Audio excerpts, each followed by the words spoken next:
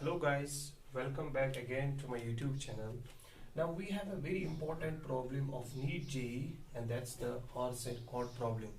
This problem has been asked a lot of times in these entrance exams. Now what we have to calculate here, we have to find the force which helps horse to pull cart. Get it? So we want to know the force which is actually playing the part to pull this cart to the forward direction.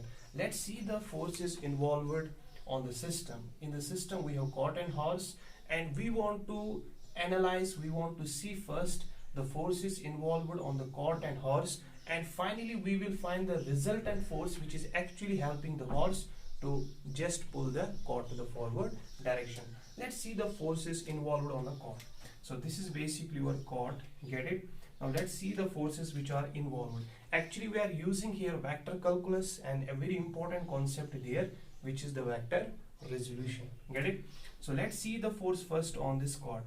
Since when the cart and horse in the state of rest, there will be a force in vertical direction, that is the weight of this cart, and because of this weight the ground is exerting an equal and opposite force that will be in the upward direction on the cart, which I will label it as R1. Why this force arises? Because of Newton's third law of motion. Get it? It's just the reaction of this weight. Get it? So R1 and W1, they are equal and opposite. From the vector analysis and from the vector perspective, R1 and W1 will cancel. So there will be net force 0 in the upward direction. Now let's see the force on the horse when it's also in the state of rest.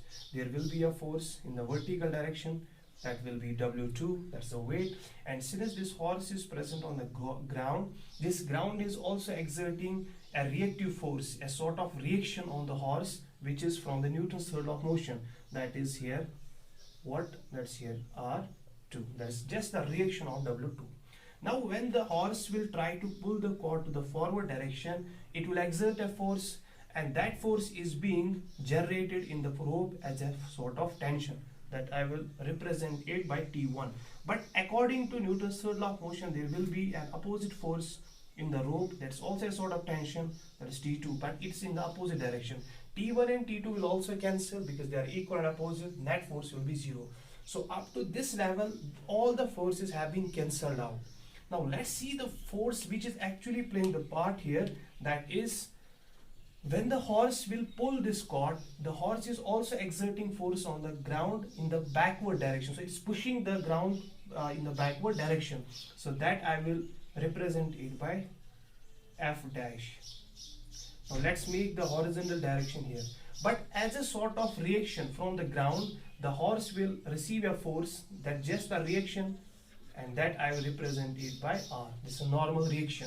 And let's assume this angle, the angle at which the horse is exerting force on the ground, that to be theta. So this will be again theta, vertically opposed angle. Now this vector R will be resolved. It's being separated into two rectangular components. One will be along this horizontal direction, that's or cos theta, that is the vector resolution if you know it. And second component will be perpendicular to it, that will be your R sin theta component. These forces cancel out because we have never seen horses going in the upward direction, and this R cos theta is the single force, is the only force which is not being cancelled out, and this is the force actually which is pulling the cart to the forward direction. So answer will be here R cos theta. So good luck.